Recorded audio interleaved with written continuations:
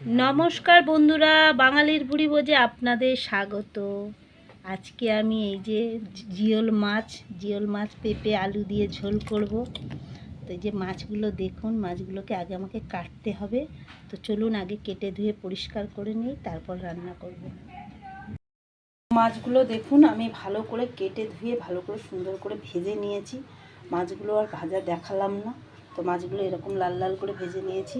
এই তেলের মধ্যেই আমি তেজপাতা দিয়ে দেবো আর ওটা জিরের ফোড়ন দিয়ে দেবো। ফোড়নটা একটু ভাজা ভাজা করে নিয়ে এর মধ্যে আমি পেঁপে, কলা, আলু কেটে নিয়েছিলাম। এবার এটা আমি দিয়ে ভালো করে ভেজে নেব। এর মধ্যে আগে আমি নুনটা দিয়ে দেবো, পরিমাণ মতো নুনটা দিয়ে দেবো, দিয়ে ভালো করে ভেজে নেব। তো আলুটা আমার সুন্দর করে বেশ ভাজা ভাজা হয়ে গেছে, পেঁপে, কলা, আলুটা। এবার এর মধ্যে আমি আদা, জিরে, কাঁচা লঙ্কা পেস্টটা দিয়ে দেবো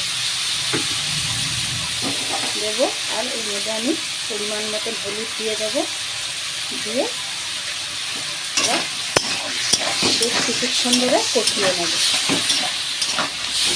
নুনটা আমি আগেই দিয়ে দিয়েছিলাম।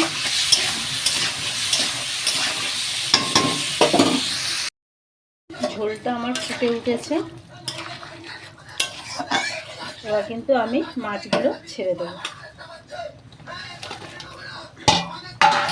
দিয়ে আর কিছুক্ষণ আমি ফুটতে দেবো। দিলে আমার মাছের ঝোলটা কিন্তু হয়ে যাবে। একটু ঢাকা দেব। দেখুন আমার জ্যান্ত মাগুর মাছের ঝোল একদম হয়ে গিয়েছে। পেঁপে, কলা, আলু দিয়ে ঝোল করেছি। ঝোলটার রঙটা শুধু দেখুন কত সুন্দর হয়েছে। তো আমি কিন্তু এবার ঝোলটাকে নামিয়ে নেব।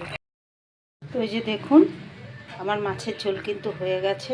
তো গরমের দিনে এইভাবে মাছের ঝোল বানিয়ে খেলে তো ভালোই লাগে, খেতেও ভালো হয়। তো আপনাদের যদি এই রেসিপিটা ভালো লাগে লাইক, কমেন্ট, শেয়ার, সাবস্ক্রাইব করবেন।